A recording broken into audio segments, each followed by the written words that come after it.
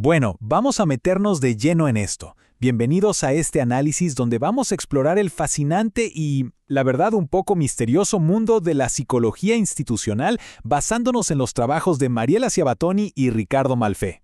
Y les digo misterioso porque resulta increíble darnos cuenta de que esos lugares por los que pasamos todos los días, ya saben, oficinas, escuelas, hospitales, en realidad operan con un guión oculto. Entonces surge la gran pregunta. ¿Qué ocultan realmente las instituciones? A ver, cuando escuchamos esto es súper fácil imaginarnos secretos corporativos o archivos bajo llave, ¿no? Pero no va por ahí. La realidad es que las instituciones son muchísimo más que los ladrillos de sus edificios o los aburridos manuales de reglas. Piensen en ellas como verdaderos escenarios teatrales. Son espacios vivos, repletos de dinámicas completamente invisibles y conflictos que laten justo debajo de la superficie.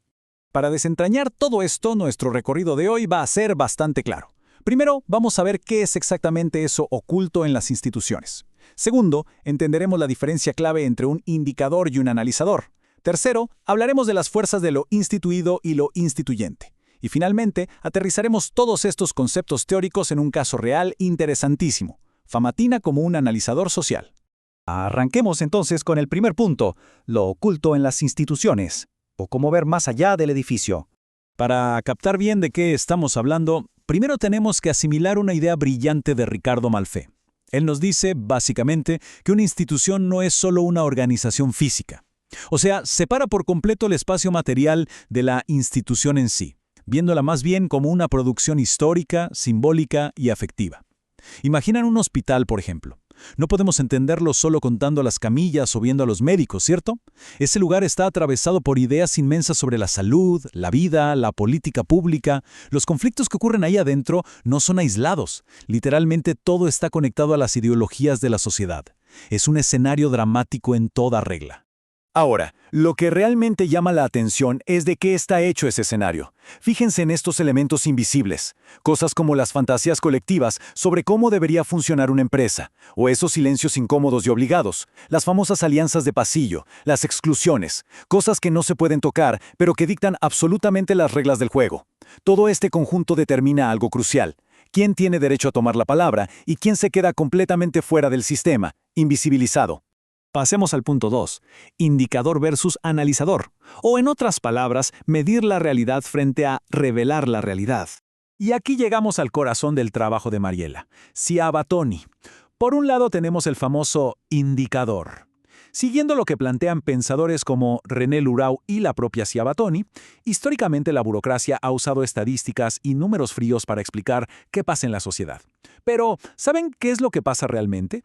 Que estos indicadores, aunque se vean perfectos en una hoja de Excel, muchísimas veces terminan tapando las verdaderas crisis. Básicamente se usan para mantener el status quo. Son la forma que tiene la institución de decir, «Hey, todo está bajo control», ignorando por completo el conflicto o el sufrimiento humano que hay debajo. En la otra esquina tenemos el analizador. Y mucho ojo aquí, porque la palabra engaña un poco. No estamos hablando de una métrica ni de un reporte administrativo. Un analizador es una disrupción.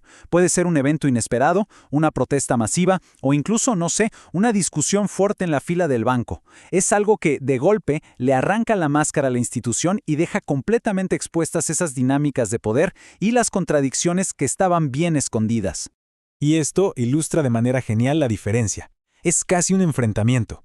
Mientras que el indicador busca mantener las cosas objetivas, congeladas y cosificadas, transformando a la gente en un simple porcentaje, el analizador hace exactamente lo contrario. Irrumpe para desobjetivar, rompe con esa normalidad rígida, desarma los estatus y, lo más importante, le devuelve la humanidad y la voz a las personas involucradas.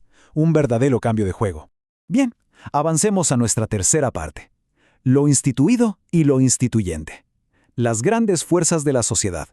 Para terminar de armar este rompecabezas teórico y antes de ver cómo funciona en la calle, tenemos que entender cómo chocan estas fuerzas. Empecemos por lo instituido.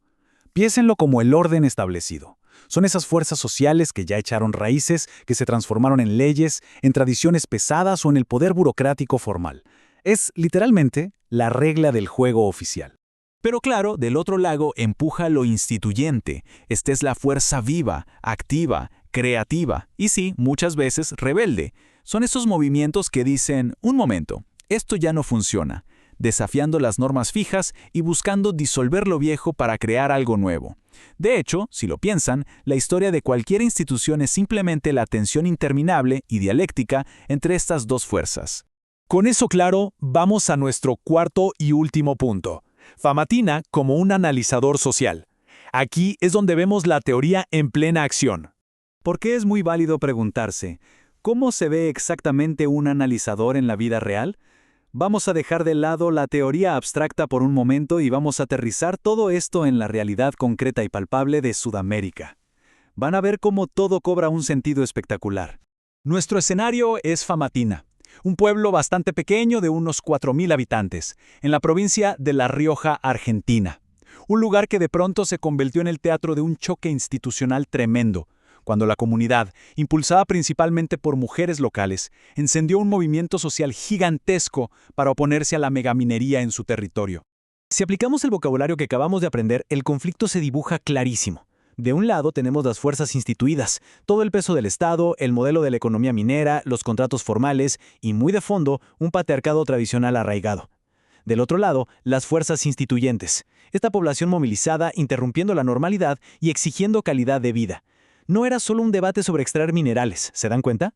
Era un choque frontal entre el poder económico ya instituido y una necesidad de supervivencia social que emergía como fuerza instituyente. Y es justamente aquí donde Famatina brilla como un analizador social perfecto. Miren esta cita de una de las mujeres del movimiento. Básicamente dice que si el hombre hace cosas por fuera de su casa, todo bien, pero si es la mujer, se arma un drama. O sea, el conflicto por el agua funcionó como un analizador que sacó a la luz otras estructuras que estaban ocultas. De repente, la minería fue el detonante que hizo hablar a esa institución silenciosa del patriarcado y los roles de género. Y luego tenemos esta otra frase increíble. Les decían que se fueran a lavar los platos y ellas contestaban: además de hacer todo eso, además, cortó rutas. El punto crucial aquí, y esto es lo más importante que se tienen que llevar, es cómo el analizador le devuelve a la persona su subjetividad. Frente a un sistema que las oprimía y esperaba que fueran obedientes, estas mujeres rompieron el molde. La disrupción misma de salir a cortar una ruta desenmascaró por completo el sistema y demostró que son sujetos políticos activos y con voz propia.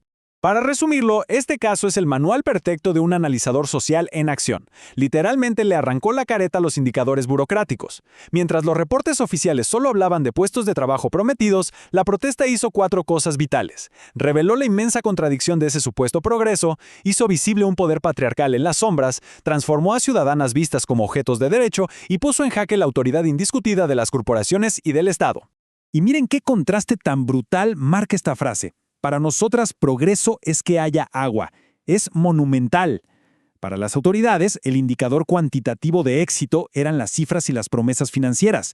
Pero el analizador de la comunidad, nacido de su pura necesidad de sobrevivir, puso sobre la mesa una verdad infinitamente más visceral y humana. Y llegamos a esta declaración poderosísima que encapsula esa ruptura total del orden instituido. Al decir que ni la tierra ni las mujeres son territorio de dominación, las fuerzas instituyentes lograron unir la defensa del medio ambiente con la defensa de su propio cuerpo y su identidad. Desarmaron por completo, a nivel discursivo, esas estructuras de poder que pretendían medirlas y controlarlas. Todo esto nos deja con una reflexión indispensable para cerrar. Vivimos bombardeados por informes y métricas que nos aseguran que, institucionalmente, todo está en perfecto orden. Pero ya vimos que los números pueden ser una fachada impecable para ocultar crisis profundas. Así que les dejo esta pregunta para que le den una vuelta. Más allá de los datos oficiales, ¿qué analizadores ocultos estarán esperando su momento para irrumpir y mostrar los verdaderos dramas de las instituciones que nos rodean todos los días?